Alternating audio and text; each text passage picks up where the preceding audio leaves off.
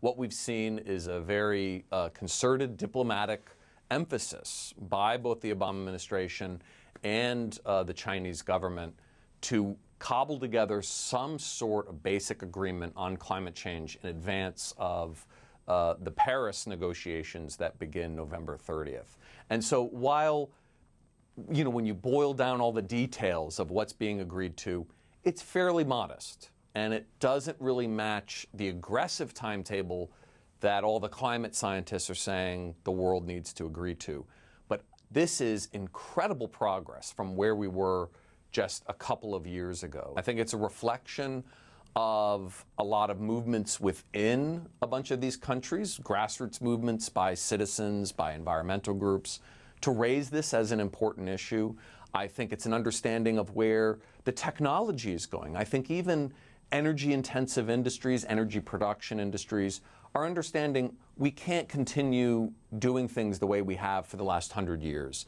There's still a lot that needs to be agreed on. There are still some issues where the world is kind of far apart on providing financing to poorer countries for adaptation and renewable energy deployment. We still don't have full agreement with a lot of countries, including India, on exactly what their commitments are going to be to reduce greenhouse gas emissions. We still don't know exactly what form these reductions. Is it just a vague pledge? Is there some concrete structure?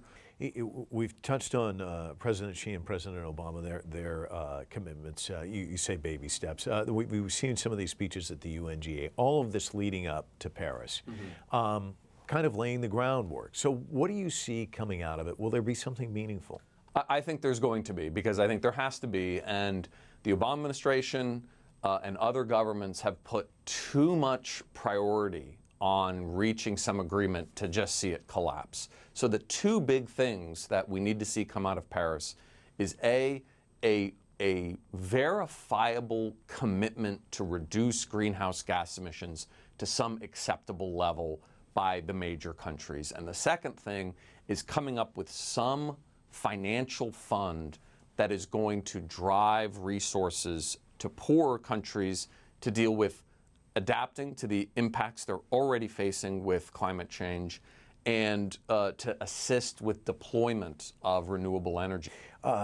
The clock is ticking, as you know. I mean, this is a huge issue, and people keep looking to the distance. It's a pressing issue.